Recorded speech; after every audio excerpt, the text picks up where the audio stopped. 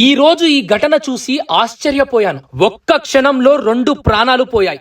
అది 2025 ఆగస్టు 3. రామకృష్ణ మాకు బాగా దగ్గర వ్యక్తి. మా బాబాయ్ వాళ్ళ బెస్ట్ ఫ్రెండ్. భువనగిరిలో ఒక ఫంక్షన్ కి వెళ్లి స్వీట్ హౌస్ లో స్వీట్స్ కొనడానికి రోడ్ క్రాస్ చేశాడు.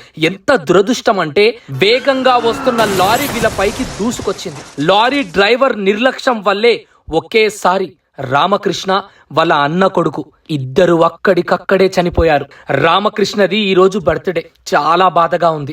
మనిషికి ఎప్పుడు ఏం జరుగుతుందో తెలియదు. తన ఆత్మ శాంతి కోరుతూ మూగ జీవులకు, అనాథ పిల్లలకు ఒక పూట కడుపు నింపే ప్రయత్నం చేశాము. ఈరమణికి కూడా తనకు నచ్చిన ఆహారం తీసుకొచ్చాను. అలా పెడుతూ పోతున్నాను. ఒక దగ్గర అన్నం వేసి పెట్టగానే కాకి వచ్చి తింటుంది చూశాను. ఆత్మ శాంతి కలగాలని కోరుకుంటున్నాను. రామకృష్ణది ప్రేమ వివాహం. ఇద్దరు ఆడపిల్లలు. పాపం ఊర్లో ఒకేసారి ఇద్దరు చనిపోవడంతో ఊరు ప్రజలంతా శోక సముద్రంలో మునిగిపోయారు. ప్రతి పరిచయం ఒక పాఠం నేర్పుతుంది కదా రామకృష్ణన్న.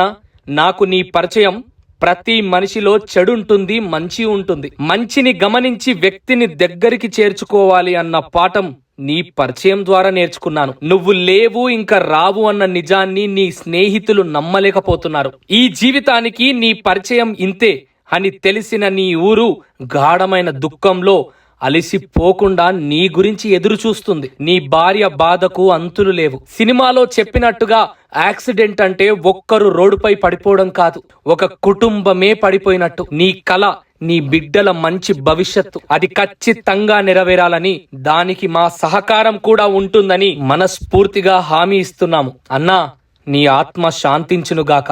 ఓం శాంతి. నీ నవ్వు ఇంకా నా కళ్ళల్లోనే తిరుగుతుంది.